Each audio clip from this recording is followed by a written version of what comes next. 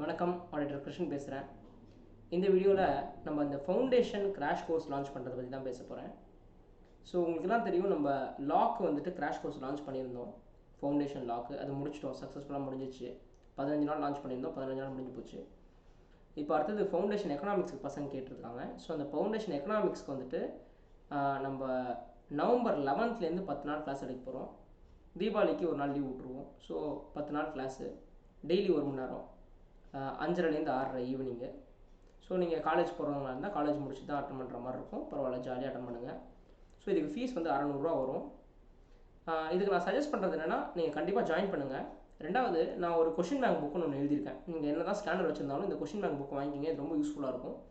So class முடிக்க அன்னைக்கே நான் டெஸ்ட்டு கொடுத்துருவேன். அந்த டெஸ்ட்டும் சைட் பை சைட் எழுதிட்டிங்கன்னா எக்ஸாமுக்கு ப்ரிப்பேர் ஆகிடுவீங்க.